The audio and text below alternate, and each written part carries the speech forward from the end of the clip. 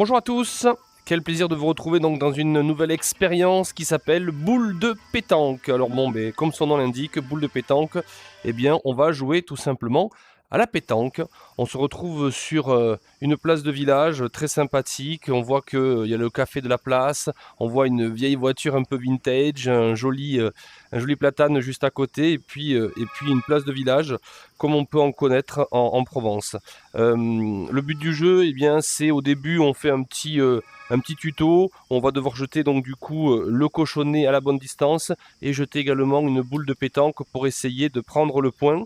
Et puis on va jouer contre cette petite machine qui est juste à côté de nous. On peut se déplacer pendant qu'il est en train de jouer et on peut vraiment se mettre pas très loin du jeu pour voir un petit peu comment ça se passe. Pour l'instant, j'ai le point, mais en tous les cas, il a jeté trois belles boules et moi je vais essayer tout simplement de venir encore une fois me poser à côté. Ça va être compliqué et on joue donc contre un petit robot qui est juste à côté comme vous avez pu le voir. Et là par exemple j'ai mené donc 1-0. Donc voilà, on vous explique vraiment succinctement comment fonctionne le jeu.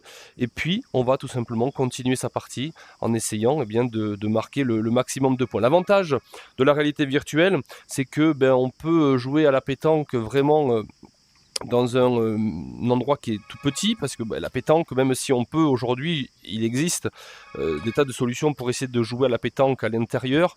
Ça demande quand même 7 mètres, 8 mètres carrés, voire 10 mètres carrés pour pouvoir jouer. Là, avec un stand qui fait 4 mètres carrés, on peut quand même jouer à la pétanque de façon ludique, sympathique.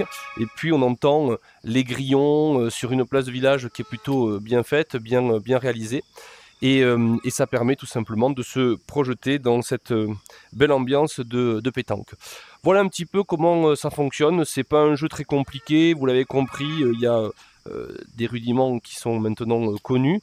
En tous les cas, voilà, je tenais à vous dire qu'on pouvait tout simplement faire de la pétanque en réalité virtuelle. En tous les cas, c'était un plaisir de vous présenter ce jeu. Je vous souhaite une belle animation en réalité virtuelle et je vous dis à très bientôt. Ciao, ciao. Allez, faut que je récupère le point là. C'est compliqué là, faut que je pousse.